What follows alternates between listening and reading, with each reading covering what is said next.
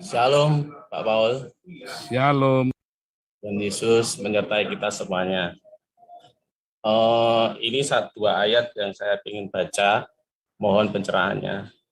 Yohanes 3 ayat 16, karena begitu besar kasih Allah akan dunia ini, sehingga ia mengaruniakan anak yang tunggal, supaya yang percaya tidak binasa, melainkan hidup yang kekal. Nah, berarti jalan satu-satunya kekekalan adalah percaya Yesus, kalau saya terjemahkan secara bebas seperti itu. Yang kedua, ayat Kejadian 3 ayat 22.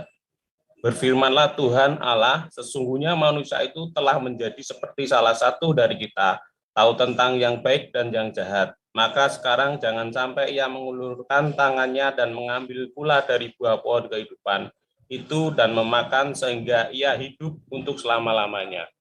Pertanyaan saya ini kan di ayat di Yohanes itu kan Tuhan rindu kalau kita semua bisa hidup kekal. Namun sebaliknya di Kejadian itu Tuhan kayak menghalang-halangi itu Pak Pastor untuk menjadi hidup kekal, makanya terus diusir. Mohon penyerahannya Pak Paul. Karena kan hidupnya kan apa yang dia tahu kan dia nggak sanggup menanggungnya kan. Lalu kalau dia nggak sanggup menanggungnya terus dia hidup selama-lamanya, akibatnya apa?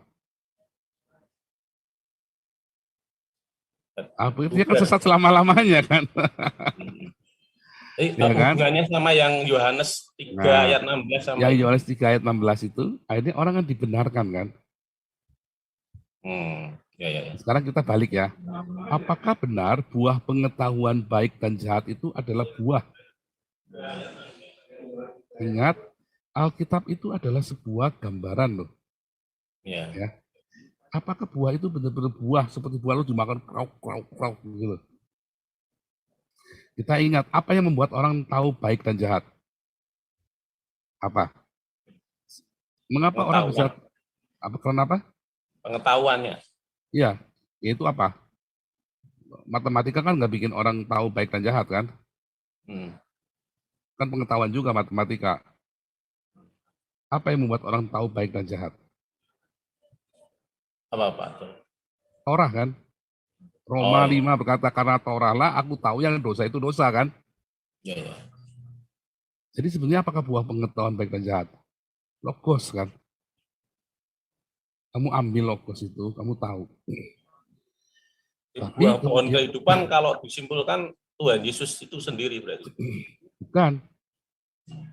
Belum dong, belum nyampe ke sana nanti. Ya, belum.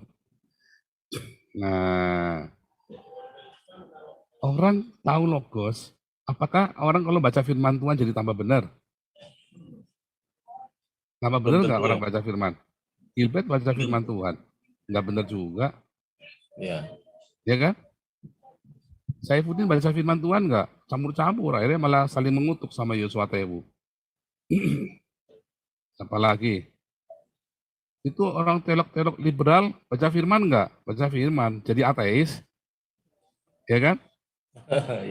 Orang kalau cuma baca firman logos saja, maka dia akan apa? Bisa tersesat ya. Sesat. Makanya Yesus berkata manusia itu bukan dari roti saja, tetapi dari firman. Dari rema. Nah, Yohanes 6 ayat 63 berkata, perkataanku, remaku adalah kehidupan. Ya kan? Nah, makanya ketika dia sudah tahu logos manusia, supaya jangan tangannya mengambil rema. Wah, itu jahat dong Tuhan dong. Kan kita disuruh mengambil rema kan? Betul. Tapi bagaimana bisa punya rema kalau dia belum punya kasih? Remanya salah. Loh, orang yang membaca firman Tuhan, dia punya rema enggak? Punya loh. Oh, berarti Tuhan itu enggak ada. Itu kan remanya dia kan? Ya. Dia harus lihat dulu apakah yang namanya rema. Harus melalui tadi yang Kejadian 3 ayat 15 itu. Harus ada penebusan dulu. Dirubah. Makanya Roh Kudus itu dicurahkan itu baru setelah Yesus disalib. Kenapa bukan sebelumnya? ya kan? Jadi memang maunya supaya orang makan buah pohon kehidupan. Barang siapa menang di Wahyu itu akan kuberi makan buah pohon kehidupan. Memang tujuannya, tetapi dia mau supaya remanya benar. Itu masalahnya. Jadi kan kalau kita lihat sebuah drama di Eden, kamu ambil firman Tuhan, ya. Karena dia harus mengelola bumi dulu kan. Untuk mengelola bumi dia harus tahu yang jahat dan yang baik dan yang jahat, ya kan? Dia harus tahu musim tanam, ini tumbuh, ini nggak tumbuh, ini apa namanya tanaman ditanam baik bisa dimakan, ini nggak bisa dimakan. Dia harus bisa membedakan semuanya itu kan. Sebelum dia manusia kan difirman untuk menguasai bumi, menaklukkan bumi, ya kan, berkembang biak, beranak cucu. Nah, kamu harus tahu yang baik dan yang jahat. Tetapi apakah manusia sanggup menanggungnya? Selama nggak sanggup, makanya jangan kekal, jangan dikasih hidup kekal, kasih mortal, supaya kalau mau jahat pun ada batasnya itu, jahatnya itu loh. Jahat pun ada batasannya, sampai akhirnya saking jahatnya, ya oke, 120 tahun saja, artinya 120 tahun dari Tuhan berfirman, manusia dibinasakan. Nah kemudian masa mesianik itu kan dinantikan kan, sampai dimulai dari zaman Abraham, dikasih Torahnya, mulai dari sunat, kemudian sampai dengan zaman Yesus. Kan hanya para nabi yang punya rema kan, sehingga ada saking punya remanya Elia sama Henok bisa hidup-hidup nggak mati kan. Nah kemudian di zaman Yesus hidup waktu ke surga nggak mati. Dan Yesus kemudian bilang, remaku, perkataanku adalah roh. Nah nanti turun tuh Roh Kudus. Sehingga semua orang tiba-tiba punya rema. Kenapa orang tiba-tiba punya rema?